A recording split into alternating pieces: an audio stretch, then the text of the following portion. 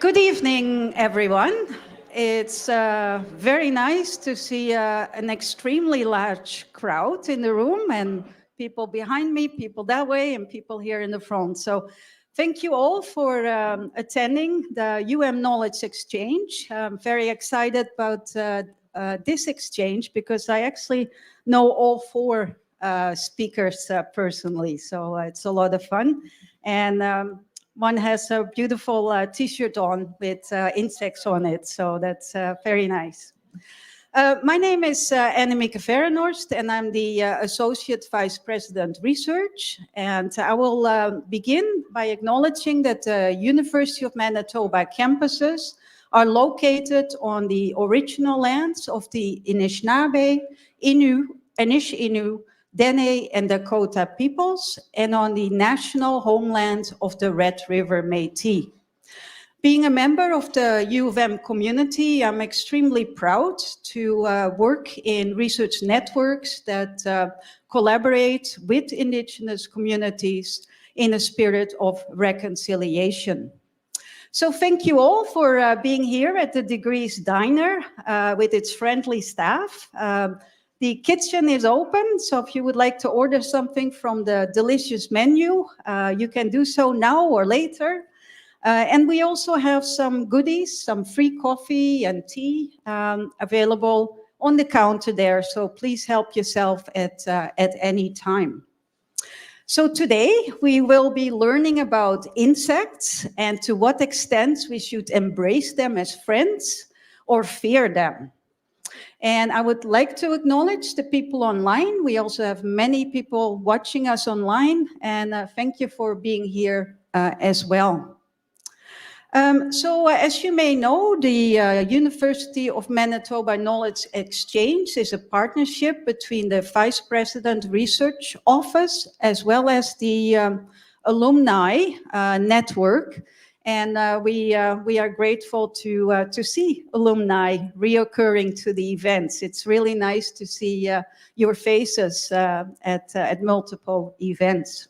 So thank you to the University of Manitoba Learning for Life Network for promoting this to the alumni. Today's event will consist of a moderator and 3 panelists. And this evening moderator is Dr. Kateryn Rochon, who is the acting head of the Department of Entomology in the Faculty of Agricultural and Food Sciences.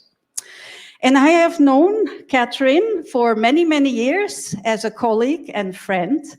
And one of the best kept secrets about Kateryn is that she is quite famous on YouTube.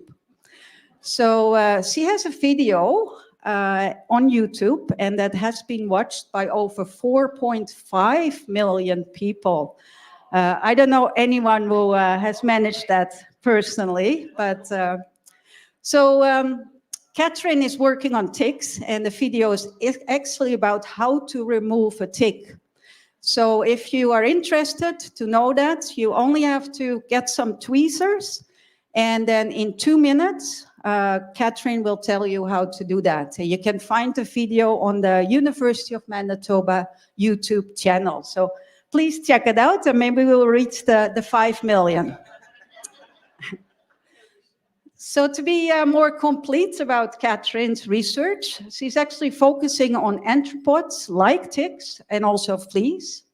And she is looking from that perspective of how these insects affect livestock, but also wildlife. And her recent projects focus on tick surveillance to determine environmental factors influencing their distribution and abundance in pastures. So with that, it's my great pleasure to hand it over to my friend Kateryn, and thank you very much. Thank you, Annemike. So I really regret not wearing my tick earrings. So I'll just go over a quick overview of how we're going to proceed for this evening, because it's a hybrid event. So each of our panelists here is going to speak briefly about sort of their perspectives based on their expertise on tonight's topic. And then I'll open things up for questions.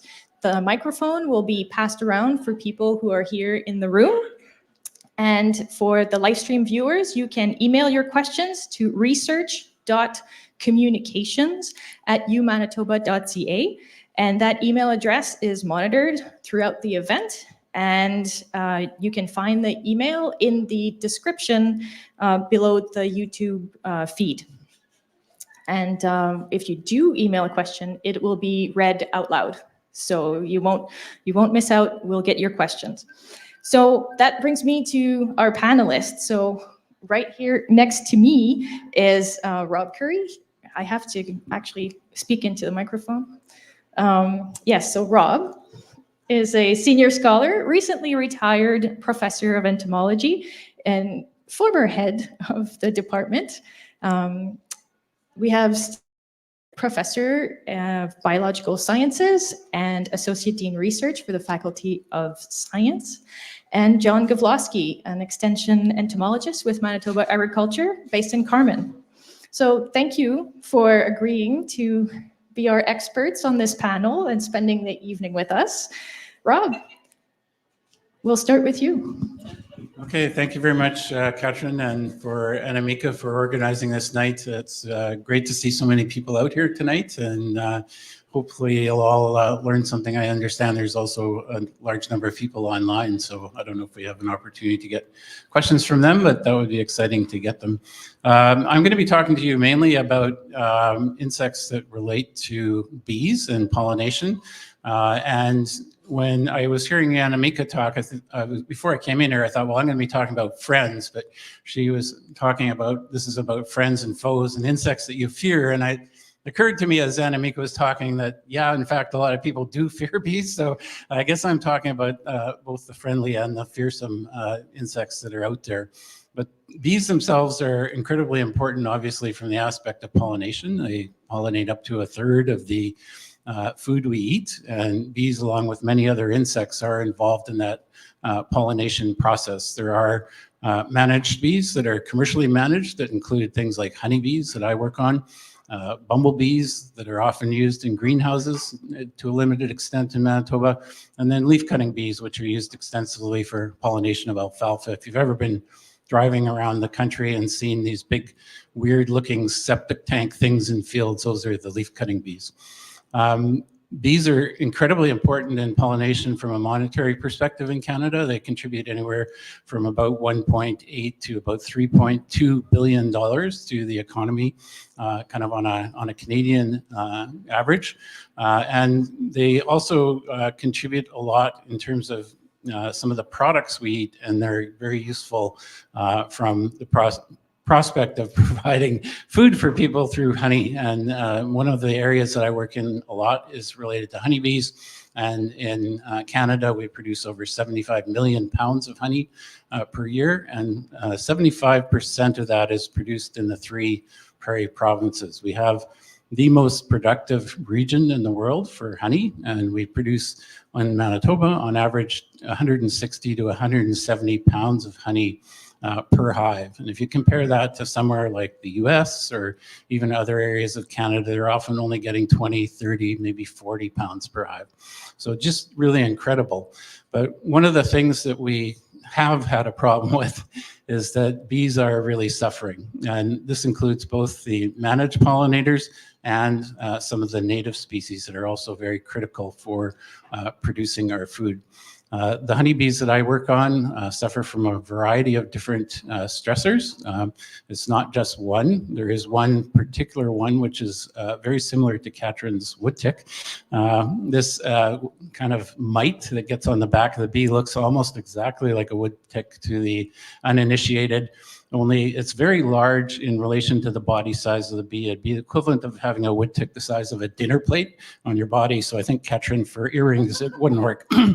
That particular tick, or mite as it is, does a lot of damage to the bees. It shortens their longevity. It affects their physiology in a number of different ways.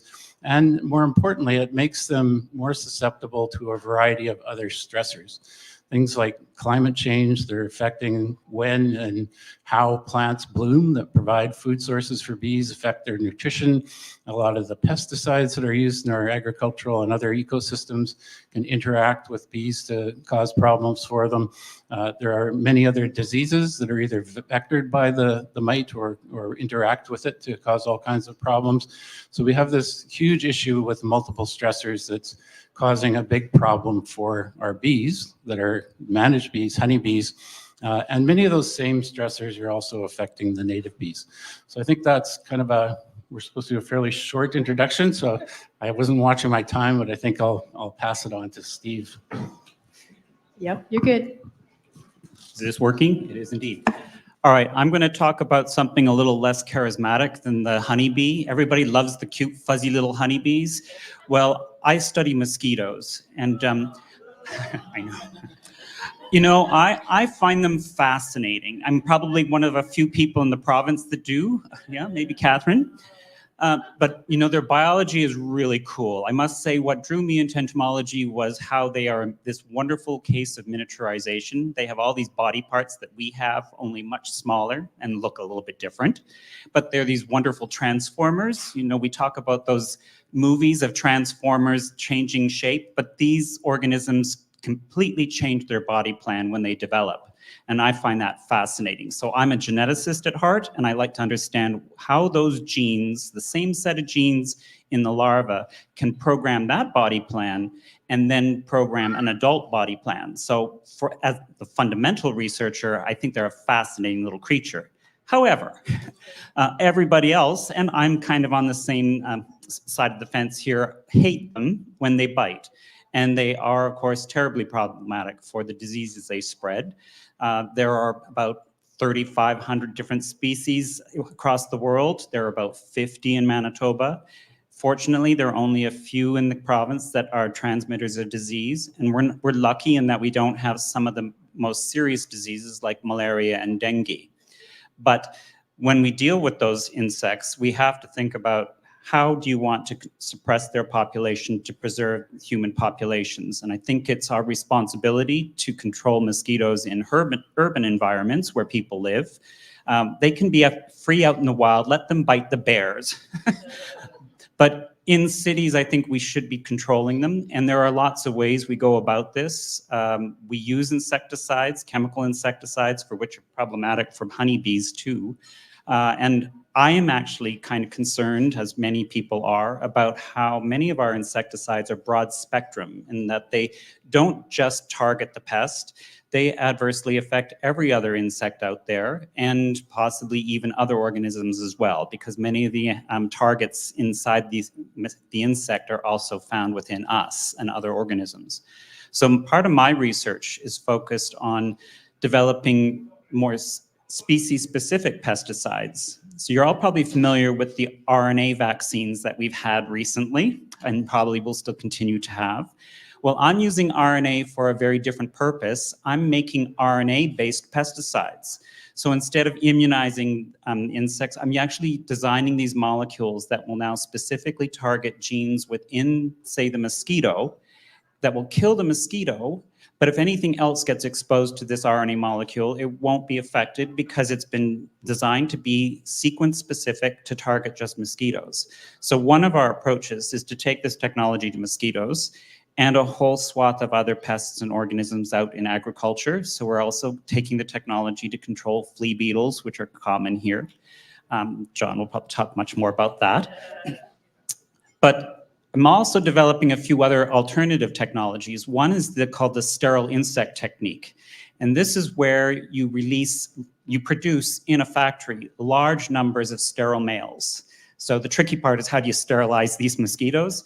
Conventionally, they use radiation. And of course, if you imagine, radiation is going to sterilize them, but probably knock the stuffing out of them. And they're not nearly as good flyers, and they're not always good competitors.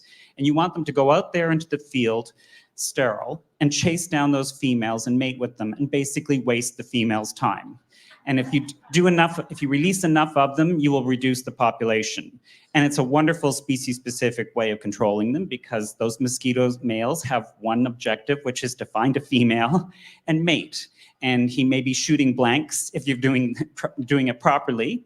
But what I'm doing is using something different than radiation to sterilize them. I'm using those same RNA technologies to actually now not kill the mosquito, but to sterilize them. So we're knocking out genes involved in spermatogenesis to prevent them from producing viable sperm. And we're also knocking out genes in the population to suppress female development. And that way we can produce a big batch of males and release them without any females contaminating the population.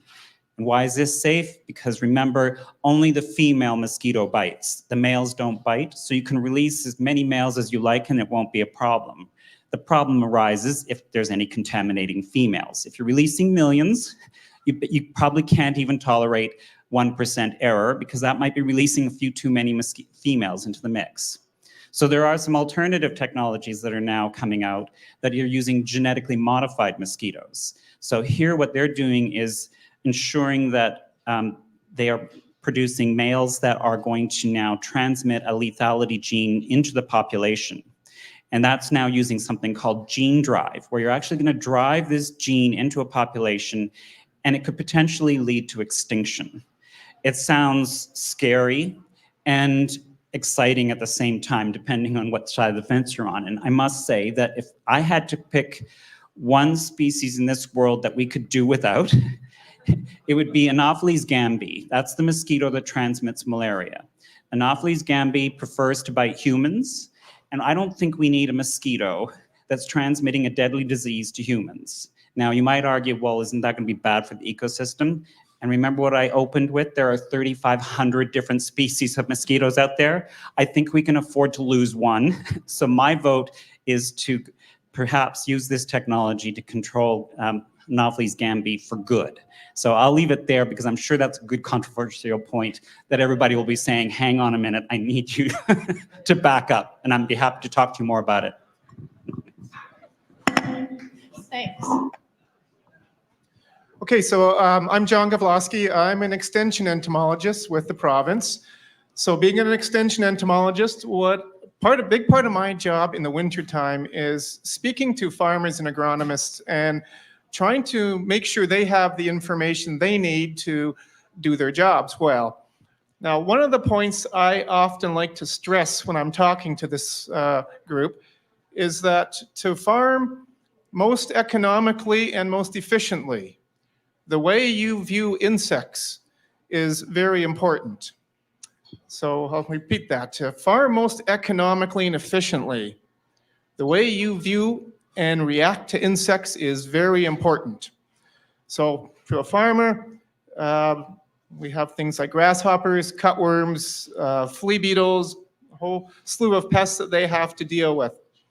But on the other hand, I like to present to them 5 major ways that insects can add value to your farm. Because yes, we have the ones that feed on our crops, and yes, we have the ones that annoy our livestock, but we also have a lot of good insects on the farm. So I've got 5 categories I'm going to go over. There's actually more than 5 ways insects can be beneficial. I'm going to stop at 5 because otherwise Kateryn will be wrestling the mic away from me. So number 1, Rob already mentioned it, is pollinators. And we've talked about bees, honeybees. Rob did mention native bees. Anyone want to take a guess as to how many species of bees we have in Manitoba? 500 is not too far off. It's a little high. 390 species of bees in Manitoba that we know of. Now, we're discovering a lot more all the time because we now have somebody in the Department of Entomology, Dr. Jason Gibb, who focuses on trying to find these new species of bees. Our numbers have gone up dramatically since he started that position. So 390 and climbing is where we're at. So bees are certainly important pollinators. Rob covered that one off well, but there's a lot more things than just bees that pollinate. We've got the moths doing the night shift. And for anyone who doesn't like flies, after Steve's talk, we do have flies that are our friends, believe it or not. There's a group of flies called the hoverflies or syrphid flies. There's over 500 species of these in Canada. Hugely diverse group. Next to bees, they're probably our next best pollinators. Another good aspect to hoverflies, their juvenile stage, most species feeds quite specifically on aphids, maybe a little bit on thrips and a few other things, but they're a major aphid predator. As a larva, adults are good pollinators. There's a lot of them. Those are the things that they're very good bee and wasp mimics. So if you see something coming to a flower and it's hovering like a helicopter, and then it kind of lands, feeds a bit, backs up, hovers a bit, that's probably a hoverfly, not a bee. So, but they're great bee and wasp mimics. You don't need to fear them. They can't sting you. They're a fly, a good fly. They pollinate things. And actually, they will come and land on your arm as well, because your sweat is like Gatorade to them. They will land and try to feed. So once you get to know this group, you can impress your friends by watching the hoverfly feed on you and not panicking and swatting away at it. Anyone here like chocolate? So yeah, so you wouldn't have chocolate if it wasn't for flies. In chocolate, the flower is really tiny and it hangs vertically. Honeybees and things aren't going to be interested in that. There's a special group of flies called chocolate midges. They're the only things that pollinate the cacao plant that produces chocolate. So no flies, no chocolate. So we need pollinators. Bees are extremely important, but there's other groups that are very important as well. So group number 2 is our predators and parasitoids. Most people probably know some common insect predators, lady beetles or ladybugs. We've got over 60 species in Manitoba, and there are some species that can actually eat over 100 aphids in a day. And we've got lots of other insect predators. There's lots of different true bugs, damsel bugs, assassin bugs, pirate bugs, lots of different beetles, ground beetles, and I can go on and on, but I better not, because at some point I'll get cut off. And actually, the part 2 to my predators and parasitoids part, to me, is the most important part, the parasitoids. This is a hugely diverse group of tiny little wasps that won't sting you, but will lay eggs into the things that eat your plants. And they're incredibly diverse and incredibly beneficial and incredibly understudied and underrated. So we have lots of different families of these wasps that will attack your caterpillars and aphids and things. One family alone, the Ichneumonidae, there's 672 species in Manitoba alone. And then we have another group, the Braconidae, 272 species. So you combine those two groups, and you're over 900 species of Ichneumonids and Braconids just in Manitoba. And in Canada, there's over 4,400 species of just those two families of parasitic wasps. So there's a lot of them out there. They don't get recognized a lot because they're tiny little things. And when I'm out with the agronomists or the farmers in the field and we're sweeping and we're catching things, and we look in the net, you've got all these little black specks popping away. And to a lot of people, they're just little flies. But if you were to look carefully, those are the parasitic wasps. They're very under-recognized and very important group. So, and just to put into perspective how diverse that is, worldwide, we've got 10,000 species of birds. And I'm a bird watcher, so I like the birds. Manitoba, we've got about 460 species. We've got a lot more. If you include the Ichneumonids and the Braconids, we've got more species in Manitoba than Canada does birds. So just to put things into perspective, there's a lot of them. So that's benefit number 2. Benefit number 3, the decomposers. Anyone who's got pasture land, you need these. There's a group called the dung beetles. You've probably heard of them. They're not just African things that feed on elephant poop.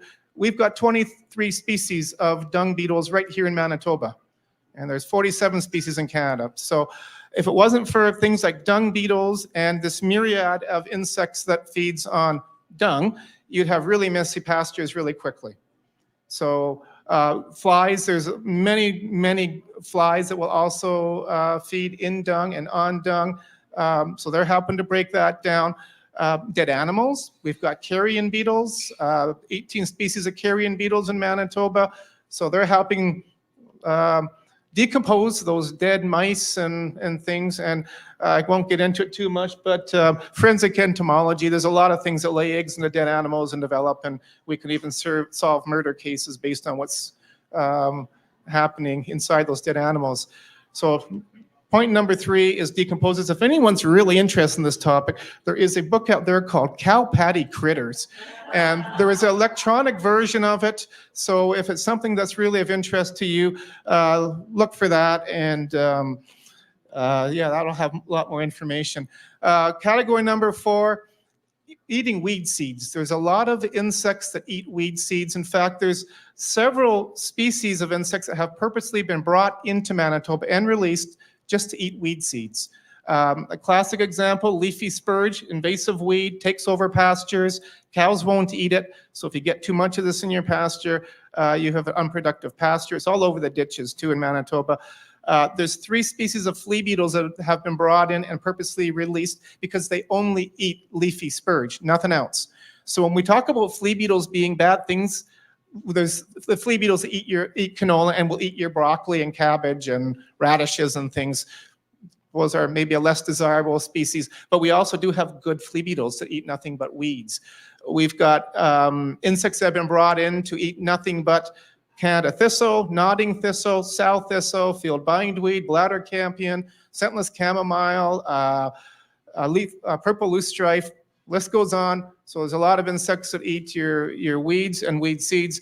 There's also things like ground beetles, which I mentioned with my predators. There's a few genera or different species of ground beetles that eat lots of weed seeds as well. So they help. And field crickets, which often get a bad rap. They do eat a lot of weed seeds. There was a study done, I believe it was either Michigan or Wisconsin, where they were actually feeding weed seeds to field crickets, and there were certain species of weed seeds that they would eat 60, 70 or more weed seeds in a day. So they can help. Final category, insects can improve the soil. We have a lot of insects that live in the soil specifically, or some of them part-time. They're moving around in the soil. They're making trails in the soil. That helps to aerate the soil. It helps with the soil structure. So and I won't go on about the different groups because I'm probably getting short on time, but there's a lot of insects that live in the soil. So if you're interested in that, see me later. We can talk for hours on that. And I should just close by saying there's a lot of other ways insects can be of benefit. Last month's knowledge exchange here was on microbes in the gut and how that can affect people's health. They are doing research now on insect additives to food for pigs, and they are finding that when they feed the pigs these insect additives, they don't have to give them as many antibiotics because the pigs are producing more of these good microbes in their gut. So again, I can go on and on with the benefits, but I'll focus back to my initial comment, and I'll include gardeners in this. To farm or garden most efficiently and economically, the way you view and react to insects is vitally important. So maybe I'll close with that. Thank you very much. Obviously, our panelists are all very passionate. And so hopefully that will have stimulated our audience. So I'd like to thank the audience online for sending their questions. I'm sure they've been coming in as our panelists were speaking. I'd like to remind, yes, our in-person audience that there are refreshments available, so don't hesitate to replenish as we go. And on the books that John noted, was it Cow Patty Critter? Yeah. The link will be available to that book in the when the recorded version goes online. We'll add the links so they're easy to find. I did bring a second book, The Pests and Predators Field Guide. This one is free, and all you got to do is go to fieldheroes.ca. The link will be provided for that too. And you get a form, put your name, hit submit, you get a free copy of this. So if you're really interested in the beneficial insects, that's a good resource as well. All right. So with that, Do we have any questions here in the audience? Anamika will be happy to get a microphone to you if you do. I like some exercise, so. Hi, everybody. I grew fall sunflowers in my perennial garden bed. And the first year there was nothing on them. The second year and last year I had these red aphids.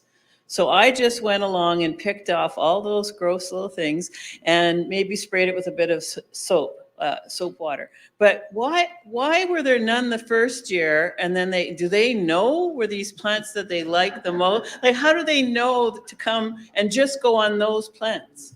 Okay, so let me take this one. Okay, so the aphid you're talking about is it's called Euroleucon. That's the genus name for it. It feeds on more things other than just sunflowers. So I've seen them on goldenrod in huge colonies. And so they've got these other hosts, usually in the same family of plants as the sunflowers. So they're around. And year one, there just must have been not enough in your area, or they had other host plants, so they were content on those. Year two, they do move around. When you look at an aphid colony, every now and then you'll see some that have wings on them. If they get too dense, they'll get wings, or if the colony gets stressed, some get wings, fly off. So those wing ones that fly around, they could easily move to other areas, other plants. What you did is probably a good way to handle it. Hand removal. Soapy water is a good solution for aphids as long as you get good coverage. If you don't hit them, you won't kill them with soapy water, but it's a fairly safe and can be an effective way to do it. So. But could I attract ladybugs? Well, eventually the natural enemies will find them. Sometimes it does take time, and sometimes the aphids can reproduce extremely quickly. Aphids are reproductive machines. Usually most of the summer, you've got no males in the population. It's 100% female. So they don't have to, they skip a couple steps in the reproductive process so they can reproduce really quickly. And so their populations can just, boom, take off. Usually, eventually, the natural enemies, whether it's lady beetles, hoverfly larvae, pirate bugs, whatever, they will eventually catch up. But sometimes that doesn't happen until later in the summer and you want them gone earlier. So I have a question for you, John. So you were mentioning something about like the pig feed, like the insect additives, and how like they can reduce antibiotic use and also help with gut stuff. Would this kind of thing also I know it's kind of a taboo thing, but would this kind of thing also work with humans? So that could adding insect additives to food help with our own guts? Okay, so there's actually research going on that. I'm going to confess I eat crickets daily. I like to put cricket powder on my oatmeal. It's got a nutty flavor and actually doesn't taste too bad. There's a cricket farm not too far from me in Miami, actually. And I was really tempted to bring in some of my flavored crickets today, but that didn't work out. But you can buy things like chocolate-covered crickets, smoky barbecue crickets, whatever. I'm getting sidetracked too, but there is research going on looking at crickets and the microbiota of people's guts. And the preliminary studies do show that it does the same thing. It increases the good microbes in the intestines, which can, as they talked about for a whole hour and a half last month, can impact your health in many ways. So short answer is yes, in humans, at least it appears that crickets can be beneficial. Not only that, crickets are 66% protein, your steak is 20%. So high in protein, high in B12, high in manganese, high in zinc. Crickets are good. I was just noticing in the lunchroom today, we have salt and vinegar crickets there, and I had some there. I don't particularly like salt and vinegar, but they were actually pretty good. But yes, I was looking at the protein and B12. I'm like, I'm good for my day. I had a handful, and that's like 9 grams of protein. Unique to the entomology department, or are there others? Well, that's what was in our lunchroom. I have mealworms in my office, actually. I keep those because I like them.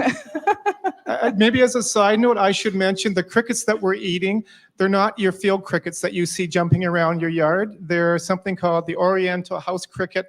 They're an easy one to rear and make food out of, so they do this in controlled facilities.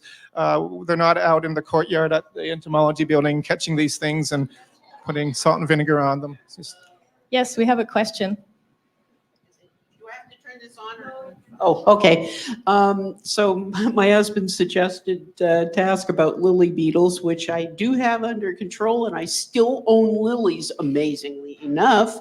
I am curious as to what factors contribute to their life cycles in the sense of a boom and bust in the population, and is there like sort of a standard time frame on that kind of boom and bust? I take this one. So lily leaf beetle is an invasive insect, doesn't belong here. It was accidentally brought in. When they were brought in, they didn't have a lot of natural enemies. When you see them on your lilies, you'll notice the larvae look greasy. They're covered in something called a fecal shield. They put poop all over themselves so that things won't eat them. So they don't have a lot of natural enemies. So populations can boom, take off. There is a parasitic wasp, Tetrastitchus lilii, that parasitizes lily leaf beetle. It also isn't native to here, but it was brought in after lily leaf beetle was brought in because it only attacks lily leaf beetle.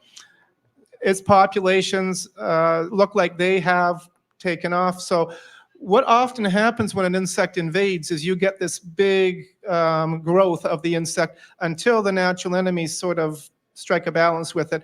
Population will crash. Then you get these more moderate peaks, I guess, where you hopefully won't get that big spike when they first arrived. It'll be natural enemies get low, pest goes up, natural enemy has more food, their numbers increase, pest goes down, and so that's what's happening with lily leaf beetle. Thank you. I got them under control with neem oil and soap. So that brings a question to mind here. So in a case where we have an invasive species like this, and with not a lot of natural enemies, I'm just wondering, Steve, would that be maybe something where, you know, a genetic modification or something could come in? Like, could we? How quickly can you get the RNA pesticide going? Well, if I had $1 million for every one of those, I could do well. So there's a PayPal account if you're interested. But I would suggest that if you have an invasive species, you're not going to necessarily be able to hit it quickly with our technology. We have to basically have a lot of information about that species before we do so. So if it's well established elsewhere and we've got those genetic resources, then the answer is yes. But if it's brand new here, probably no. You're still forced to probably hit it with pesticides. I must say, I worked in Australia for a decade, and that country's renowned for bringing in all kinds of organisms to control a pest. And it's kind of been a story of one disaster after another. So I'm always a little cautious about when people want to bring in a predator to deal with a pest, because there's usually unexpected results that arise from that new introduction. Right. So Kateryn, we have lots of questions online, Let's so go. we're gonna take a few there. So here's a question from Marilyn Dudek. Would bees survive in a greenhouse over the winter? Yeah, that's a really good question. Would bees survive in the greenhouse over winter? And I guess the answer is probably dependent upon what kind of bee. I'm assuming the person's probably thinking about honeybees. Certainly bumblebees are used in Manitoba all winter long to pollinate greenhouse tomatoes. And colonies of bumblebees are usually purchased from a supplier in Ontario. They put them in the in the greenhouse. They pollinate the cucumbers and tomatoes in the greenhouses, and they exist all winter long in that kind of environment. Honeybees could exist in a greenhouse, and they are similarly used for sometimes pollination of tomatoes and things like that. So certainly they could be, but a single colony of honeybees has an awful lot of bees in it, like 10,000, 20,000 bees, and that's a lot of poop to go in your greenhouse all winter long. So it'd be a little bit messy, and you'd need the amount of forage to be able to sustain all those bees. So it's not probably a economical way to winter bees in Manitoba, if that's where the sort of gist of the question is coming from. But certainly you can do it. We sometimes keep bees in observation hives all winter long. We have a flight room in our department where we can have bees doing foraging all winter long, and it is certainly feasible. Let's take another one from online. Sure. Amy asks, how might changes in the environment related to climate alter our relationship with insects? Does anyone want to take that? I can probably do it. Maybe I can do it in part with respect to bees, but also with respect to pests. As we get a changing climate, one of the things that is going to happen is we're going to see more pest insects, ones like John talks about, moving up north, migrating up north. Some of the pests that may have been a species that normally wouldn't have existed here may now have the capacity to overwinter. So a pest that perhaps does migrate up here, and in the past when we had a really severe long winter would have died out over the winter, that pest may now no longer survive, or may now survive when before it wouldn't. So it'll become a newly established pest and more permanent and cause potentially more economic damage. There are many of the insects that Kateryn works on that are becoming more common, like the ticks. You might want to add in on that.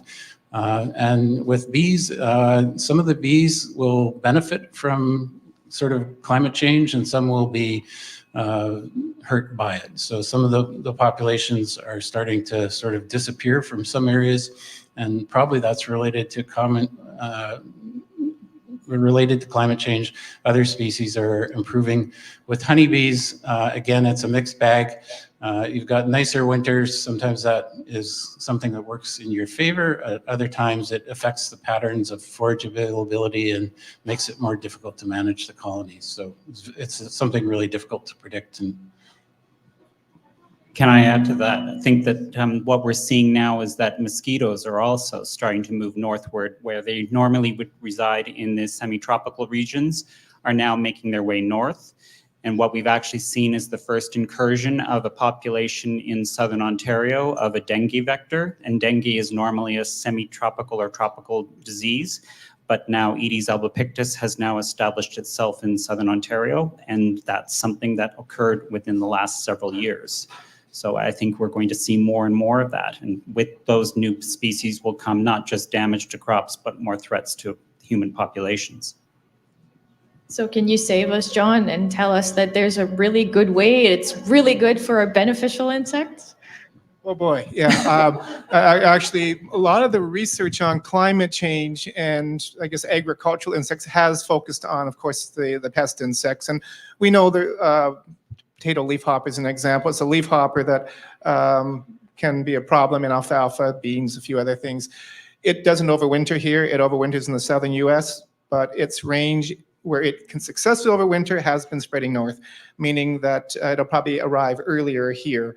Diamondback moth, an insect that maybe can overwinter here poorly in a good winter. Most winters, the winter kills it out. That's our Manitoba advantage. Warmer winters, we may see more of those surviving. And another example of, I guess, a pest insect that has really expanded its range, mountain pine beetle. Insect that affects pine trees and a lot of different coniferous trees. It's a native insect. It's not an invasive insect. It's a native insect that just went through this incredible range expansion. It's kept in check by cold winters. And if you get a series of winters that aren't hitting that cold threshold for this insect, the range expands, and that's what's been happening through BC and Alberta. So as far as examples of beneficial insects, though, increasing the range, Thanks for trying. it's been less studied. Now, on a positive side, some of our beneficials do have multiple generations in a year, and we may get some extra generations out of them, which could be helpful. So. Perfect. Well done. So do we have, yeah, we do. Oh, please go ahead.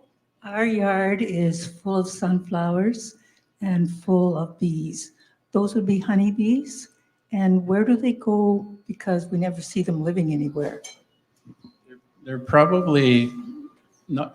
Are you in the city or are you in the? Yeah, my guess is they're probably not going to be mostly honeybees, but they might be honeybees if your yard is located next to the University of Manitoba, because we got a lot of bees on campus. But whatever species of bees they are, if it is a honeybee, and honeybees look very similar to a lot of other bees, it's going to be in colonies that are maintained by people, and there is now kind of an urban beekeeping law. So there are, people that are keeping bees within the city limits, and those bees will fly out from a central colony. They've got quite a range, so a single honeybee colony can forage over an area of approximately 7 kilometers in any direction. So you could have a bee colony in the middle of the city, and it's foraging out in canola on the outside of the city. So there's a good chance that if it is a honeybee, that it could be in a yard that's located anywhere on your block or the next block over, or even half a kilometer away. If it's a native bee, then chances are that it's a species that's nesting either in the ground or in tunnels, and those individual bees will come out and they'll forage on sunflower. There are some species of native bees that are sunflower foragers and sunflower specialists, and there's a lot of people that are becoming more interested in providing habitat for native bees, and not only the plants like sunflowers and other native plants, but also the sort of nesting sites. So since there's more sort of interest in that, we're expecting eventually we'll be seeing more and more of these native species present and hopefully pollinating plants in our gardens. So that could be what you're seeing as well. So about that though, so what could somebody in the city do to help the bees?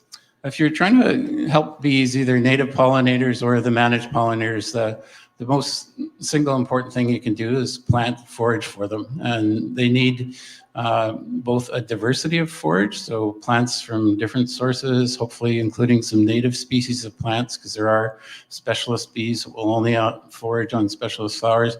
But in addition to having that sort of garden that blooms in July, you need a succession of flowers that blooms throughout the entire season, because some of these bees come out in the spring, some come out in the summer, some come out in the late summer. Bumblebees forage throughout most of the year, so they need support throughout. So you need a succession of forage and a diversity of forage, and if you provide that, in addition to some of the host plants that some of the pollinators need, like the moss John was referring to, then you can provide really good habitat for both our native and managed pollinators. And Rob, can you comment on how people can identify which species of bees they might have in their garden? What would be the best way? Called Jason Gibbs.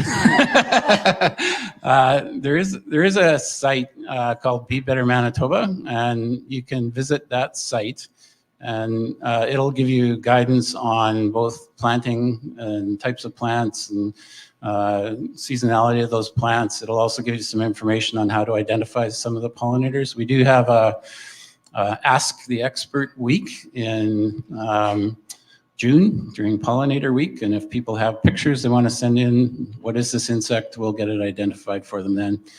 We also have a bug line in the Department of Entomology, and if you have a question about a bug, whether it's a bad bug or a good bug or even a mosquito, you could send that in and we'll try and identify it for you, or the royal we. Jordan will try and identify it for you.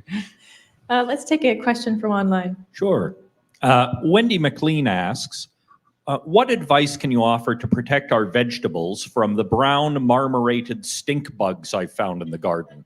They damage the fruit of the tomato plants. Does row cover help? All yours, John. Okay, so first of all, I would say if you think you've got brown marmorated stink bugs, collect a sample and get it into us. There's a lot of brown stink bugs that are not brown marmorated stink bug. And it's important to know the difference because talking about just brown stink bugs, you have some that are predators, some that are plant feeders, and the plants they feed on depends on the species. Now, we have found brown marmorated stink bug in Manitoba, mainly as one-offs at this point. There don't seem to be any large established populations. So again, if you think that you've got an established population, first of all, get in a sample so we know what it is. There's another species called brown stink bug. It's a brown stink bug. It can look very similar, but there's certain bands on the antenna that'll be a little different. Hard for people to tell the difference based on that, though.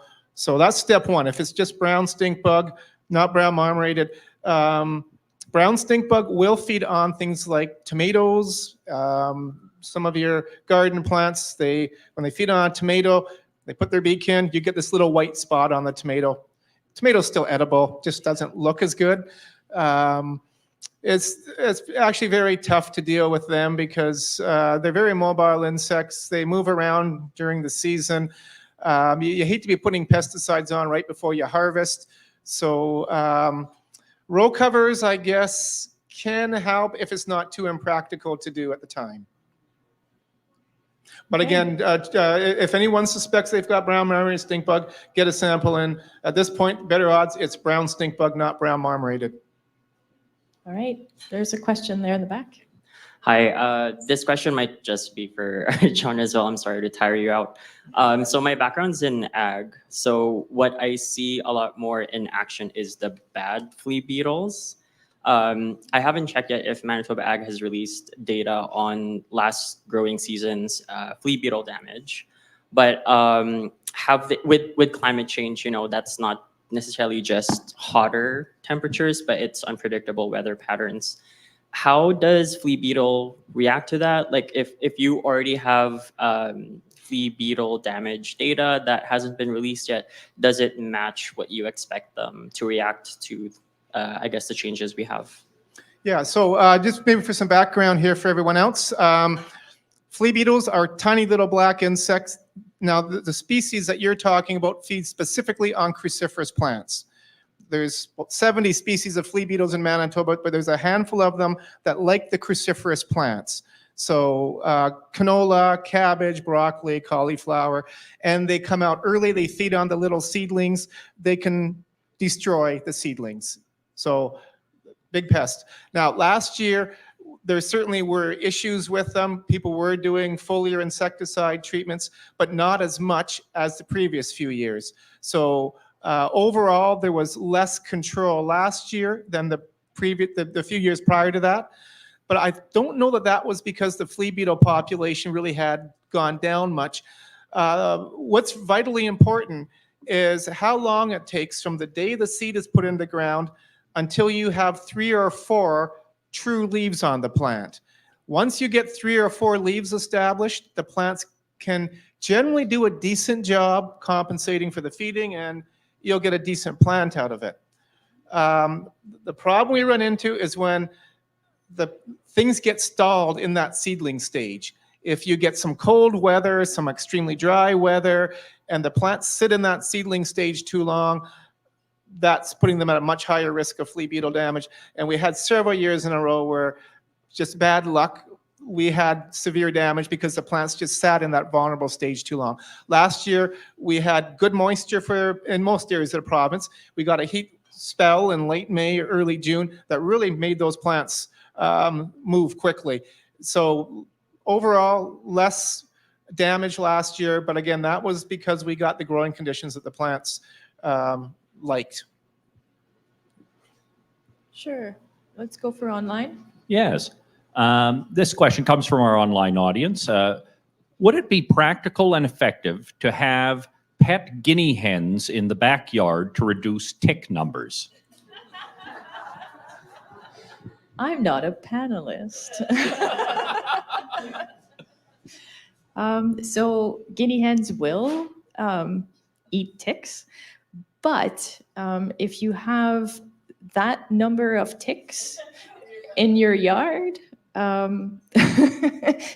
you'd have an interesting yard. So there are other ways to, I guess, I can't say really tick-proof your yard, but to reduce maybe your encounters that would not be the hens that would pick at some ticks, but maybe not, they may not be the best thing. You should still have hens because they look great and they're fun to have. But what you want to do when you want to reduce the number of ticks is you want to try and keep things dry and well drained, and you want to keep the sun, and so that the ticks will be usually in areas that have a little bit more moisture and shade. We're mostly concerned about black-legged ticks at this point, so I guess there's a difference. You have your wood ticks, and they're unpleasant when they suck your blood, yes, but they don't so much transmit pathogens in Manitoba. Or the black-legged ticks, they're the ones that can transmit pathogens like the bacteria that cause Lyme disease or anaplasmosis that we don't want. And those black-legged ticks, they really dry out. They like areas that have more shade, and so you want to reduce that. And you want to keep the areas that have more grass or ground cover away from where you spend most of your time. Also, if you have a bird feeder, you want it away from where you spend most of your time as well, because ticks will travel on birds, and then the ticks will drop off close to you. So you can have bird feeders if you want, just put them near the back of the yard and get really good binoculars. So now that I want to kind of switch gears now that I've spoken. Steve, you said something earlier that kind of caught my attention, and I wanted to get back to that because we were talking about beneficial insects and bringing in predators to, take care of our pests. And you said, I was in Australia and I'm a little bit worried about that. And yet you are doing things with releasing RNA and genetically modifying things. Like, is that safe? All right, well, let's qualify this. I'm not releasing anything. And nor am I actually doing the genetic modification technology. In fact, I started with that, and then my competitors in Oxitec in London outcompeted me, so it's fine. They have a team of 20 and I have 2. I guess I know where I'm going. But the genetic modification technology is exciting, and it's being applied in limited release in certain countries. So Brazil has been releasing genetically modified mosquitoes.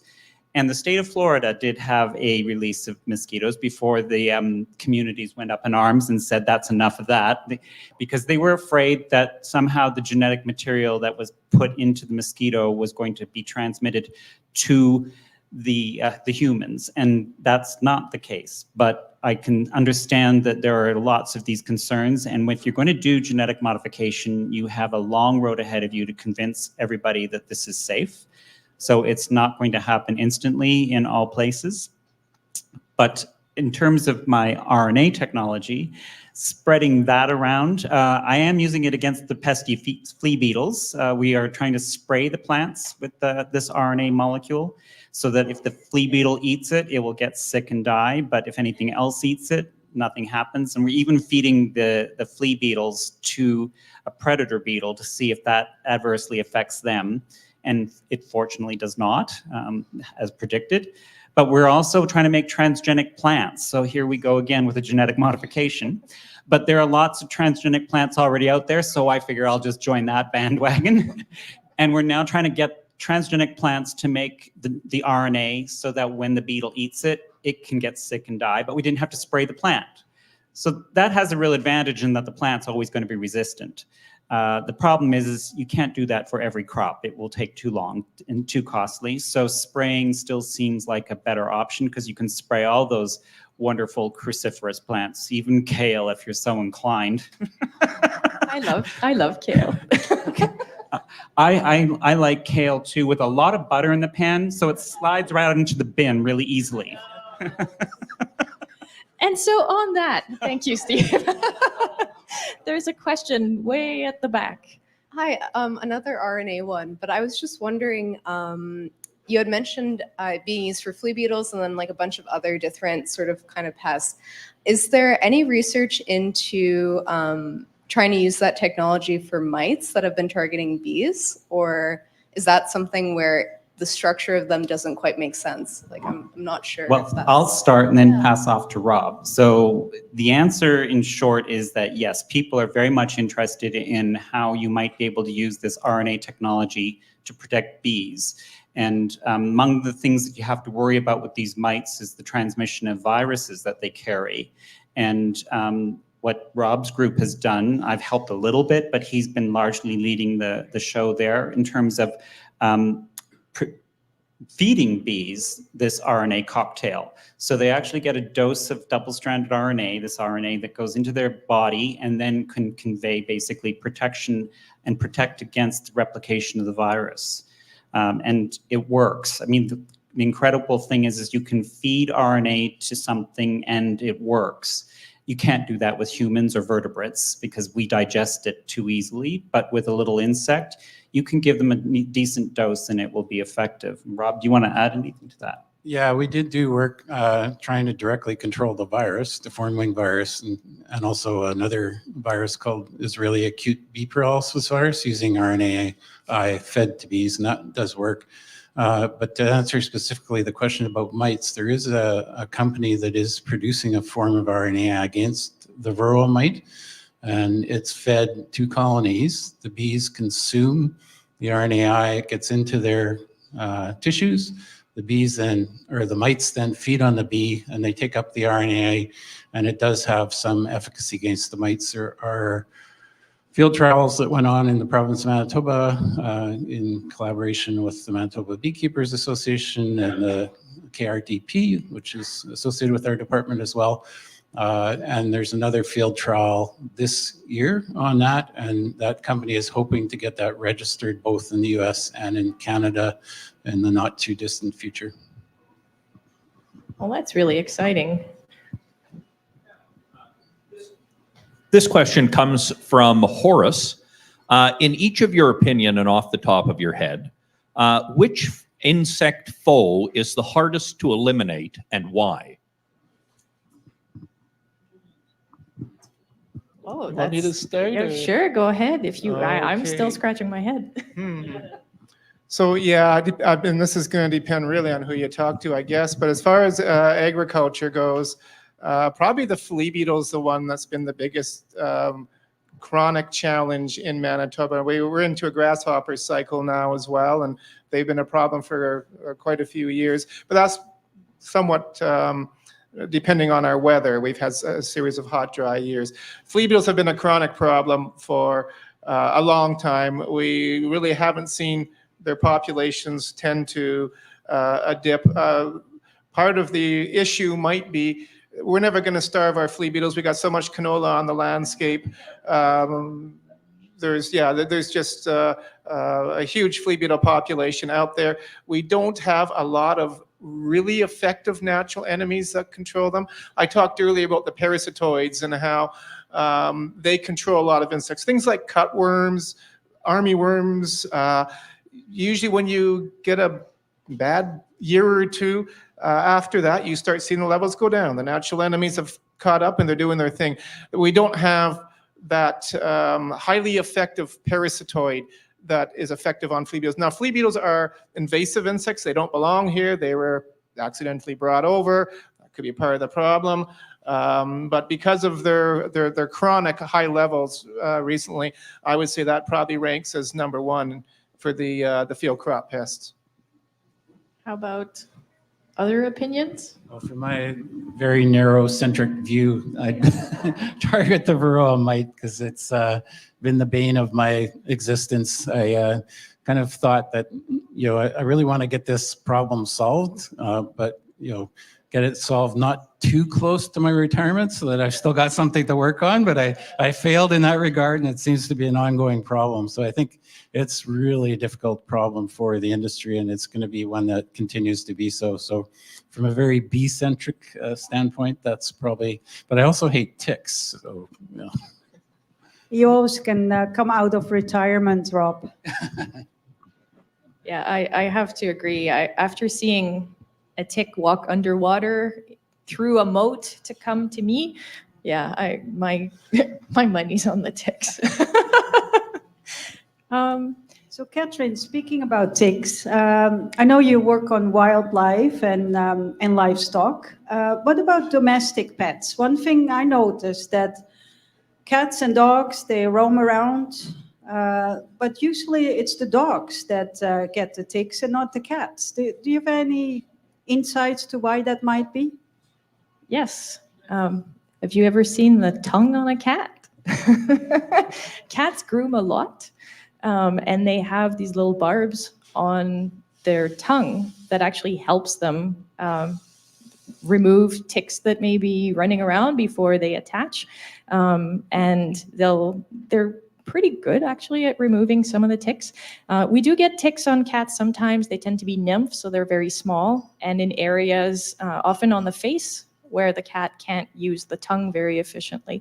Cats can get ticks, but they're just better at removing them.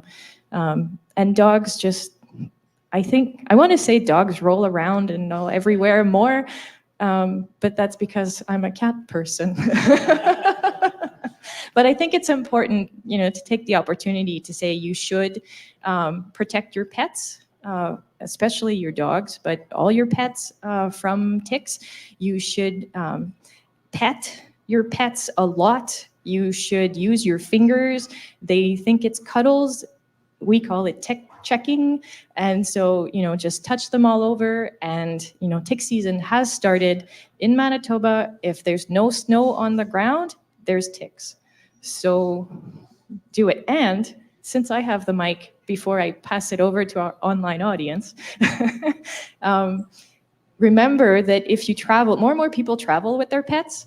And so if you travel with your pet while it's winter here and you go somewhere where it's not winter, you should talk to your vet about protection for the pet that you're traveling with, because there are ticks elsewhere.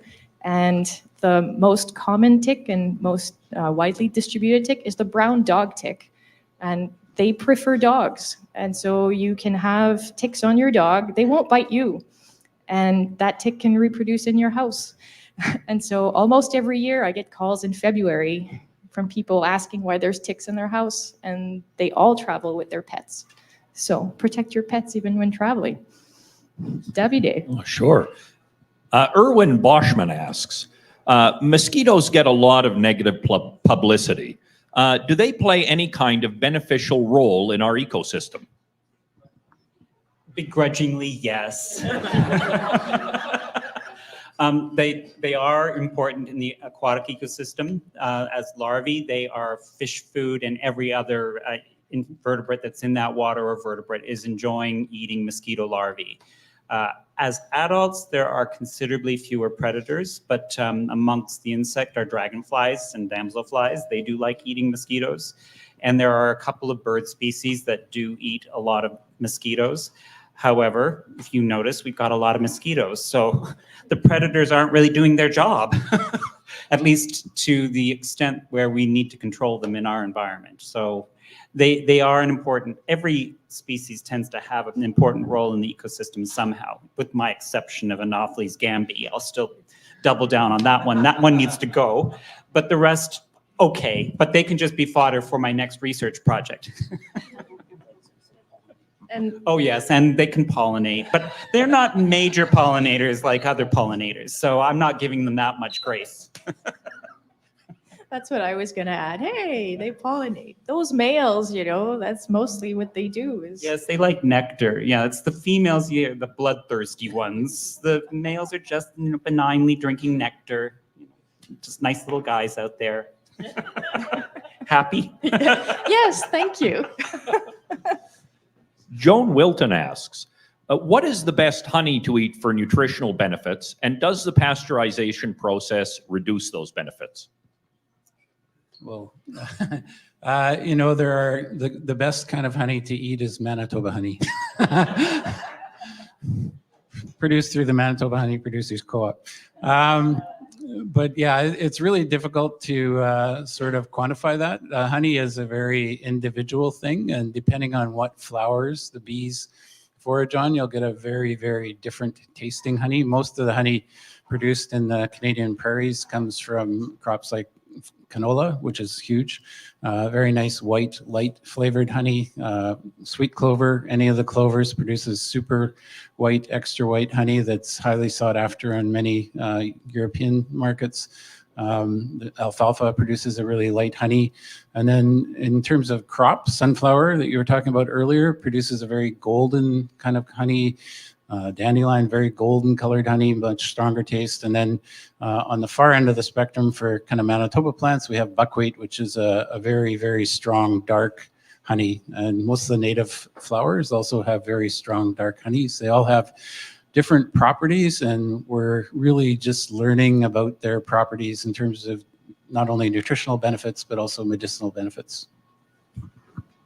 That's great. I was actually going to ask you, in your opening remarks, you said how the prairies are just, a powerhouse of honey making. I was like, well, why? But I guess it's what we grow, right? It's partly what we grow. We have huge acreages of these crops like canola, sunflower, alfalfa, sweet clovers. We have very long days. Our days start at 6 in the morning and they can have bees flying till 10 at night. That doesn't happen where the photo period's a lot shorter in the US. And we have generally beautiful sunny days here in the summer. So perfect conditions for foraging, and that bloom is concentrated in a period of about a month. So, they'll bring in 170, 200 pounds in a month. A single colony can produce over 10 pounds a day with no problem. Wow.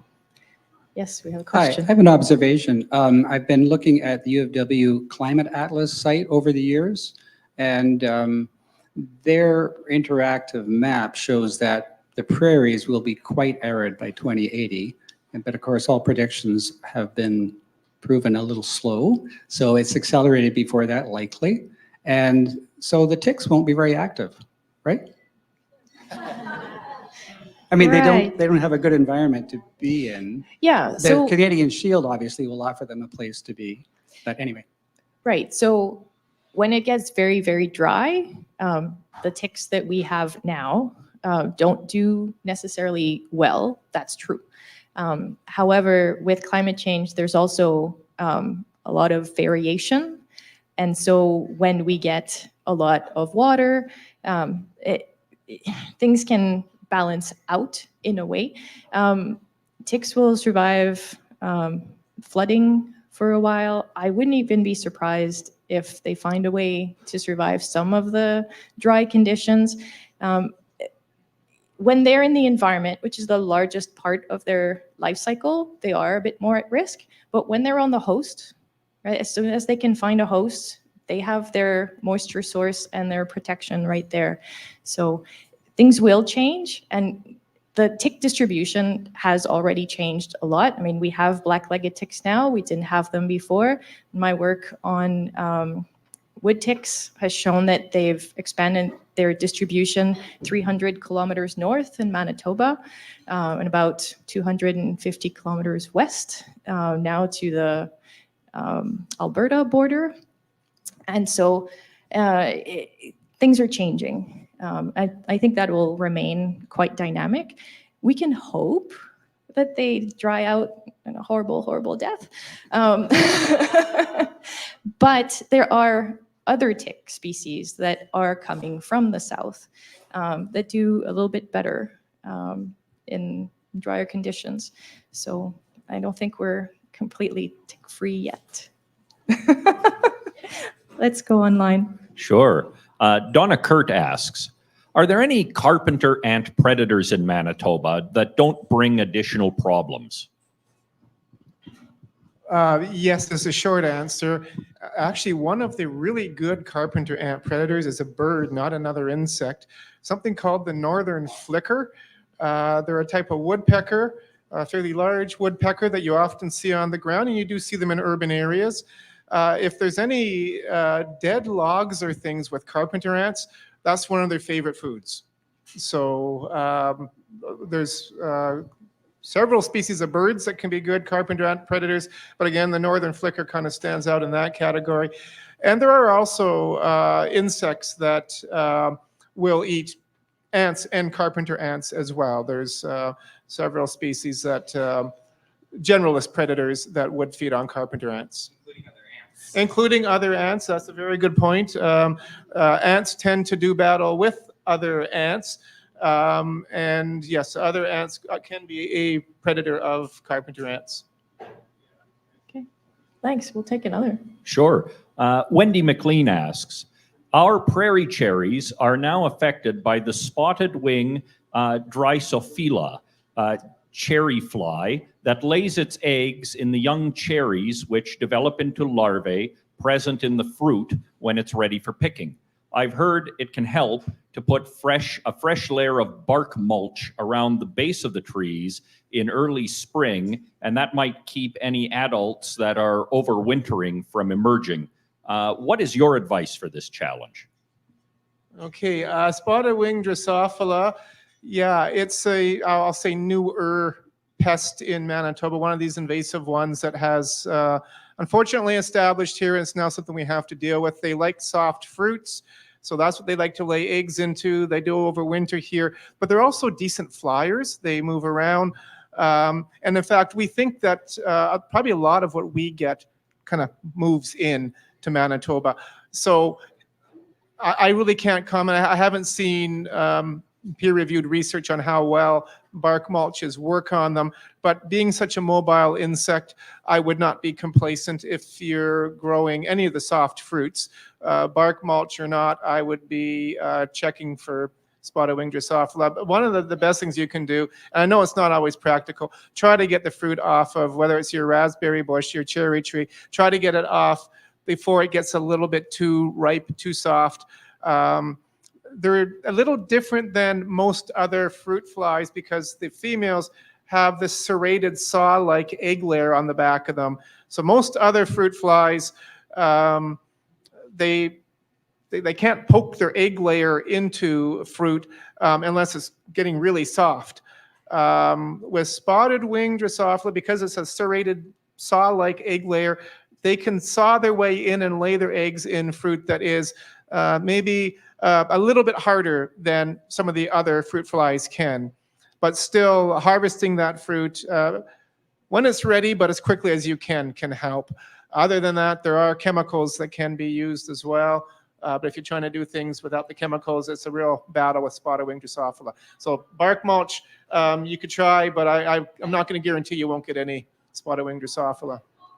I guess if you have a really good harvest and you can't get to your fruit quickly enough, make sure to pick up what's on the ground too, because they don't need things to be hanging. They can do anything that's there, so you need to clean up, right? Did we have another question online? Yes. Do you see the same communication patterns and behavior that insects use, especially bees, in other animal species?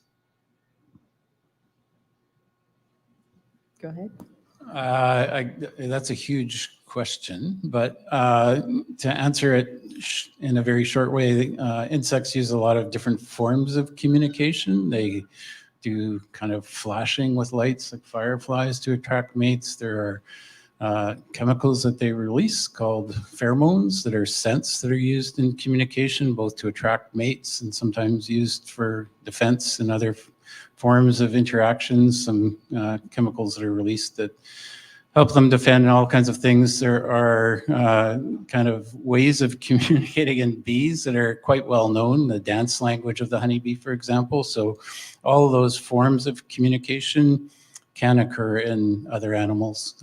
There was a graduate student thesis in the Department of Philosophy on the dance language of the honeybee. Is it really a language? That was quite interesting. It was one in our philosophy department here at U of M. So, trying to figure out if these things like a language are really a language, but certainly they have forms of communication that are used by other species for sure. Yeah. Yeah, I and think humans are conveying information when they dance. or through their applied pheromones.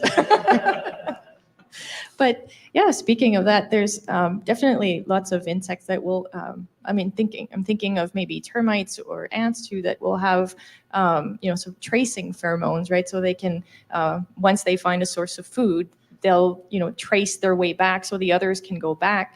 And one of my favorite things to do when I was studying in the US, where we had termite colonies, was to take papermate pens, papermate in particular, because in the ink, there's a scent that the termites recognize as a trace pheromone. So the termites being blind, you could still have them walk on a line if you could draw something and all the termites would follow your drawing. So that was communication, I guess. I guess we have more questions online. Certainly. Karen Stock asks, is there any research on bison patties and what kind of insects are in there versus in cow patties? Is there information on that in the book, Cow Patty Critters? That is a great question. And the short answer is I really don't know. I'd have to look through my Cow Patty Critters book. Actually, the person that has done a tremendous amount of work on what is eating our dung in the prairies is Kevin Float in Lethbridge. He works with Agriculture and Agri-Food Canada, and he really is the one he wrote the book, and he's done a tremendous amount of work on cattle as well as a lot of our wild ungulates and what dung beetles are decomposing their dung. I don't know that Kevin's done a study specific to bison. It would be a question I would have to put to Kevin and get back to our viewer on. Yeah.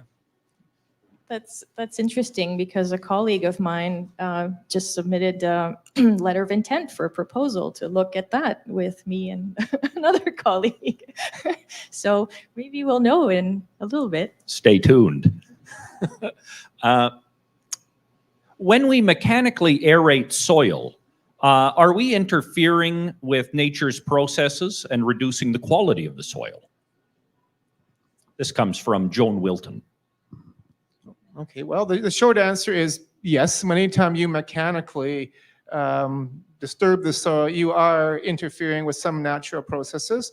Whether it's the insect fauna there, the fungal, I can't use the word fauna, but the fungal colonies that are there, there's a type of fungus called mycorrhizae, and it's kind of spreads between plants and it forms this big network in the soil. And mycorrhizae help the plants get nutrients from deeper into the soil into the plant. And the plants feed the mycorrhizae. It's a really good symbiotic relationship. So when you work up the soil, you do interfere with those mycorrhizae networks. You do disturb the habitats of some insects. And it can go either way with the insects. Some insects actually prefer disturbed soils, so they'll be more abundant. Others will be less abundant. And even within a group of insects, ground beetles, there's been a lot of studies on the effects of tillage on ground beetle populations. Generally, with a lot of our beneficial ground beetles, their numbers go down with increased tillage. However, there are a few species where the levels can actually go up. So it's hard to make a blanket statement and say tillage reduces the numbers. It really does depend on the species and the situation. In agriculture, there is this movement towards less tillage, reduced tillage. It has its pros and cons, and it probably depends on where you farm, whether it's practical or not. But certainly people in the drier areas of the prairies are adopting it, and there are many benefits to soil health and the fauna that lives in the soil by using that technique. If we have more, we're getting close to the end, but we could probably take one or two. Marilyn Dudek asks, how much of a threat is the tarnished plant bug for urban gardeners? Okay, so that's a really good one. So tarnished plant bug, it belongs to a group of plant bugs we call lygus bugs. It's a specific species of lygus bug, Lygus lineolaris, they call it tarnished plant bug. But we've actually got other very, very similar looking species of lygus bug. So I tend to use the term lygus bug rather than tarnished plant bug, because tarnished plant bug is very specific.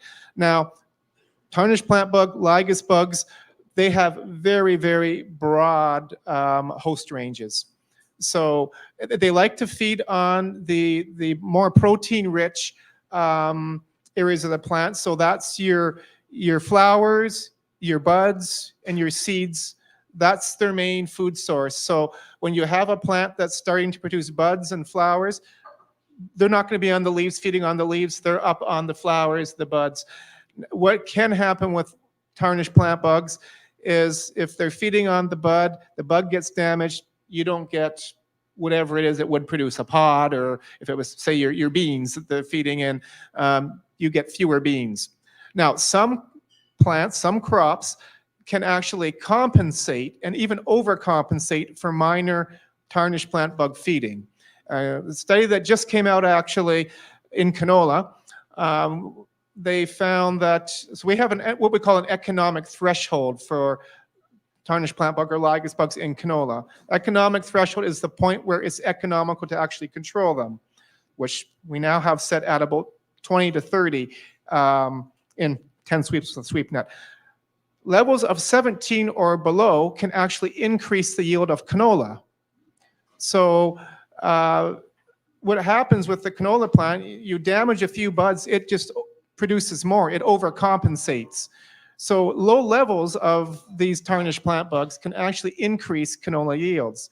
You get to a point somewhere close to 20 per 10 sweeps where they're not increasing the yield anymore. In fact, it's kind of plateaued. And then, of course, once you get up around 30, they're decreasing your yield. So it all depends on how many you've got, really. As far as garden plants go, again, they feed on so many things. They'll feed on your peas, they'll feed on your beans, pretty much anything that's producing a bud, a flower. They are a tricky one to manage. Small, highly mobile, move from plant to plant. Whatever is producing buds, flowers, young seeds at the time, they're going to be on. Once the seeds get too hard, they move to the next thing that is really palatable to them. So they're moving around a lot. So they are a real challenge for gardeners because they're a tough one to manage and they feed on so many things. Well, I think you still manage to give a good side to the pest in that way. So, try to, I'm going to go with my advice being a livestock entomologist. So I will speak to the gardener with zero credibility and say, just go and catch as many as you can. And then the low numbers that are left, they'll give you more beans. But because that is not my area, and we just happen to be coming to the end of the presentation. So it looks, Steve, like nobody was arguing about the extermination of Anopheles gambiae. So Fantastic. I'd like to thank everyone for the great conversation and the great online participation, and also in person. This was really great. I think it was a really engaging discussion, and I really hope that you found it as informative as I have, because I definitely learned a lot of things. And so thank you very much, and good night.